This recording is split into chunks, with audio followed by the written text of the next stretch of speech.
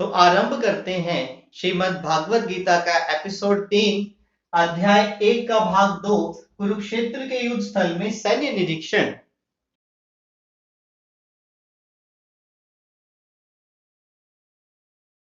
कौरवों के शंखनाद से पांडवों के हृदय भयभीत नहीं हुए, लेकिन पांडव पक्ष के शंख बजने से कौरवों का भयभीत होना निश्चित था, क्योंकि पांडवों के पक्ष से खुद स्वयं भगवान श्री कृष्ण शंखनाद करते हैं।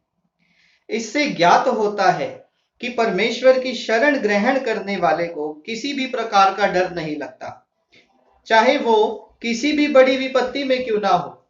युद्ध भूमि में पांडवों का निर्देशन स्वयं भगवान द्वारा ही हो रहा था। अर्जुन की ध्वजा पर हनुमान का चिन्ह भी विजय का सूचक था, क्योंकि हनुमान ने राम जी का साथ दिया था और कहते हैं दुनिया चले ना श्री राम के बिना और राम जी चले ना हनुमान के बिना। भगवान श्री कृष्ण साक्षात राम है और जहां भी राम रहते हैं वहां अवश्य उनका सेवक हनुमान भी होता है और उनके वैभव की देवी माता सीता भी उपस्थित रहती है।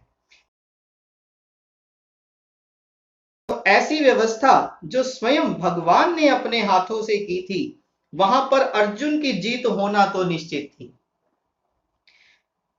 अर्जुन कहते हैं भगवान श्री कृष्ण से, हे अच्युत, मेरे रथ को दोनों सेनाओं के बीच ले जाएं, जिससे मैं यहां उपस्थित युद्ध की अभिलाषा रखने वालों को और शस्त्रों की इस महान परीक्षा में जिनसे मुझे संघर्ष करना है उन्हें देख सकूं। यहां पर अर्जुन भगवान श्री कृष्ण को अच्युत कहकर संबोधित कर रहे हैं।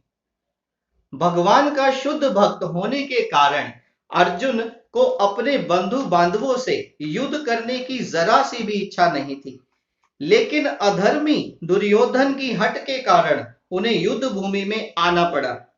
युद्ध भूमि में शांति प्रयासों का तो कोई सवाल ही नहीं होता, फिर भी वे देखना चाह रहे थे और उनकी अपने कौरवों की युद्ध की लालसा को देखना चाह रहे थे।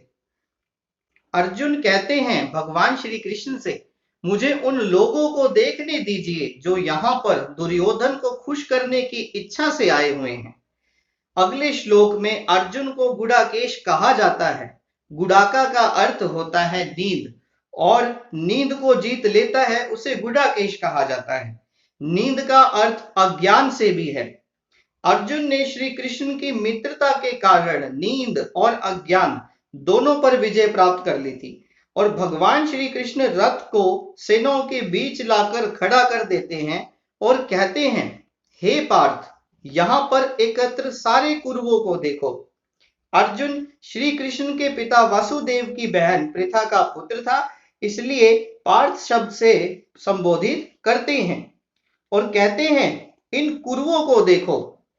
अब अर्जुन वहां दोनों पक्षों की सेनाओं के बीच में अपने चाचा, ताऊओं, पितामहों, गुरुओं, मामाओं, भाइयों, पुत्र पौत्रों, मित्रों, ससुर और अपने शुभ चिंतकों को देखते हैं और कहते हैं, हे श्री कृष्ण, इस प्रकार युद्ध की इच्छा रखने वाले अपने मित्रों और संबंधियों को अपने सामने देखकर मेरे शरीर के अंग कांप रहे हैं और मेरा मुंह सूखा जा रहा है। मेरा सारा शरीर कांप रहा है और मेरे रोंगटे खड़े हो रहे हैं। मेरा धनुष मेरे हाथ से छूट रहा है, त्वचा जल रही है। मैं यहां अब और अधिक खड़े रहने में असमर्थ हूं। मैं अपने आप को भूल रहा हूं। हे कृष्ण, इस युद्ध में अपने ही स्वजनों का वध करके ना तो मुझे कोई अच्छाई दिखती है और ना ही मैं उससे किसी प्रकार की विजय, राज्य या सुख की इच्छा रख सकता हूं। हे गोविंद, जब गुरुजन, पितृगण, पुत्रगण, पितामह, मामा, ससुर, पौत्रगण, साले और अन्य सारे सगे संबंधी अपना अपना धन और प्राण देने के लिए तत्पर हैं और मेरे समक्ष खड़े हैं, तो मैं इन्हें भला क्यों मारूंगा? मैं इन सब से लड़ने को तैयार नहीं हूं, भले ही बदले में मुझे तीनों लोग क्यों ना मिलते हों। इस पृथ्वी की तो बात ही छोड़ दो, भला धृतराष्ट्र के पुत्रों को मारकर हमें कौन सी खुशी मिलेगी? कहते हैं भगवान के सच्चे भक्त दुष्टों से बदला लेना नहीं चाहते, लेकिन खुद भगवान दुष्टों द्वारा भक्त के उत्पीड़न को सहन नहीं कर सकते। भगवान किसी व्यक्ति को अपनी इच्छा से तो माफ कर सकते हैं, लेकिन यदि कोई उनके भक्तों को किसी प्रकार की भी हानि पहुंचाता है तो वे उसे कभी माफ नहीं करते। तो इसलिए दोस्तों, कोई आपका बुरा करे, आपको नुकसान पहुंचाए, तो स्वयं भगवान पर उस चीज का बदला छोड़ दीजिए, क्योंकि स्वयं भगवान उससे प्रतिशोध लेगा।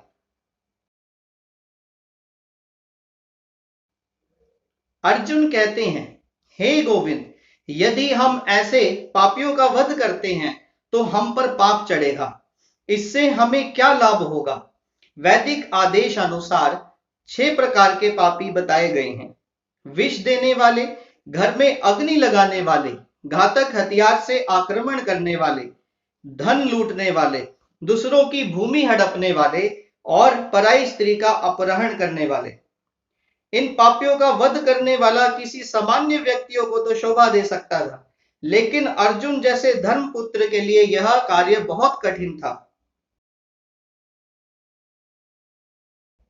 इसके बाद अर्जुन कहते हैं, हे कृष्ण, जब कुल में अधर्म प्रमुख हो जाता है तो कुल की स्त्रियां दूषित हो जाती हैं और स्त्रीत्व के पतन से, हे वृषणवंशी, अवांछित संतान पैदा होने लगती है। इन अवांछित संतानों की वृद्धि से निश्चय ही परिवार के लिए और परंपरा को विनिष्ट करने वालों के लिए नरक का रास्ता खुलता है। भगवत में कहा गया है, देवर्षि भूताप्त नृणा पितृणा न की करो नाय मृणी च राजन सर्वात्मना य शरण शरण्यम गतो मुकुंद परिहत्य कृतम। अर्थात जो पुरुष अन्य सभी कर्तव्यों को त्याग कर मुक्ति के दाता मुकुंद के चरण कमलों की शरण ग्रहण करते हैं और गंभीरता से चलते हैं, वे पुरुष देवताओं, मुनियों, सामान्य जीवों, स्वजनों से, मनुष्य या पितरों के प्रति अपने कर्तव्य से मुक्त हो जाते हैं। इसके बाद अर्जुन कहते हैं, हे कृष्ण, मैंने गुरु परंपरा से सुना है कि जो लोग कुल धर्म का विनाश करते हैं वो सदैव नरक में वास करते हैं। राज्य सुख भोगने की इच्छा से प्रेरित होकर हम अपने ही संबंधियों को मारने पर तुले हैं। यदि शस्त्र धारा धृतराष्ट्र के पुत्र मुझ निहत्ते और प्रतिशोध ना करने वाले को मारेंगे तो ये कार्य मेरे लिए श्रेयस्कर होगा। अर्जुन इस प्रकार अपने वचन कहकर अपना धनुष रख देते हैं और शोक से चिंतित होकर रथ के आसन पर बैठ जाते हैं। तो इस प्रकार भगवत गीता के प्रथम अध्याय कुरुक्षेत्र की युद्ध भूमि में सैन्य निरीक्षण का भक्ति वेदांत तात्पर्य पूर्ण होता है।